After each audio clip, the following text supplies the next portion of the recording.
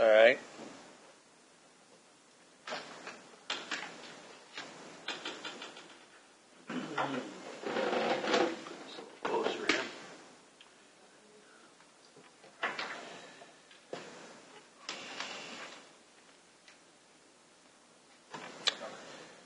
Hello there. You all set? Yeah. Okay. My name is Pat Quinn. I'm Lieutenant Governor of Illinois, and I think everybody in our state, our whole country, indeed our whole world, is very, very excited about the fact that Barack Obama was elected President of the United States yesterday.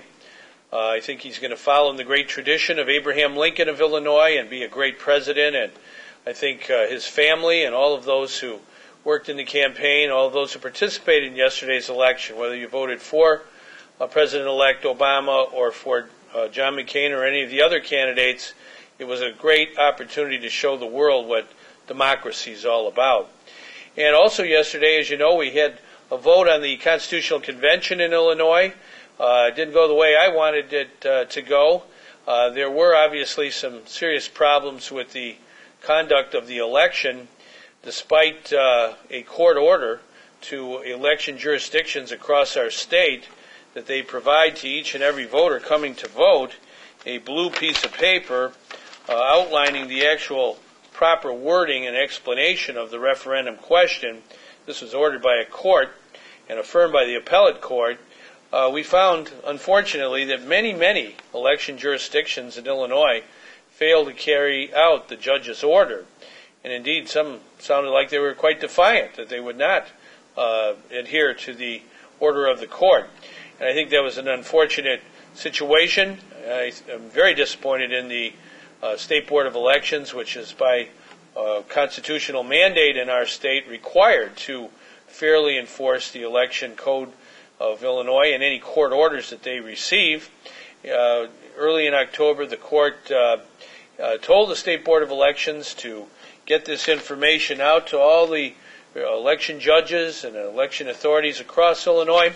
They dragged their feet. I don't think they did a very good job at the State Board of Elections from early October on. And then we went to court in the last week of October, and the judge chastised the State Board of Elections and their attorney, the Attorney General's office, telling them that this was not a advisory opinion of the court, but rather a mandate that the voters, every single one of the voters, be given a clear, unbiased, straightforward description of the ballot question. And the fact is, the court held that the explanation on the ballot was false, misleading, deceptive, biased. So it's very sad that that had to happen. In fact, if you look at Illinois' constitutional ballot wording that the court held to be unconstitutional and illegal, at least illegal, it certainly contrasts with other states who had the same question. So I think we need to look into the matter, make sure that this never ever happens again. Members of the legislature deliberately, with premeditation, sought to put into the ballot explanation yesterday a loaded and biased language designed to try and encourage voters to vote against the referendum. That's not the way it should work in our state or any other state or any other democracy. The ballot referendum should always be neutrally worded so voters get a fair chance without bias to vote yes or no. And I intend, as a citizen of Illinois as well as a lieutenant governor, to fight for that principle. It's been a principle of our state since 1818 when Illinois began as a state, and we don't want this kind of a precedent to become something that other referendums are subjected to in the future.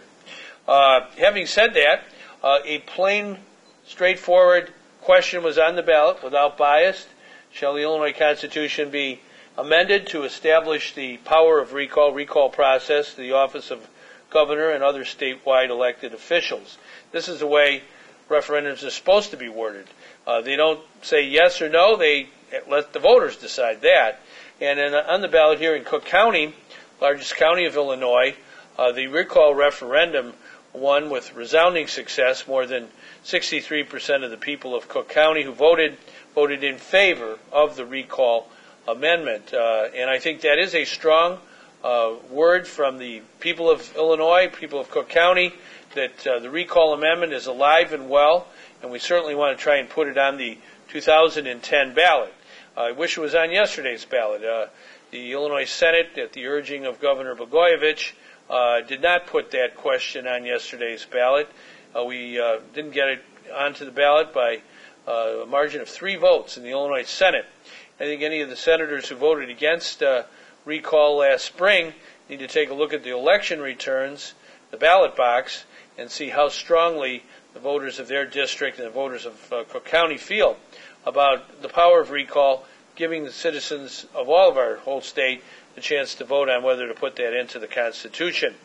And related to that is also a referendum that occurred in Rockford in Winnebago County, the entire county of Winnebago, which includes Rockford.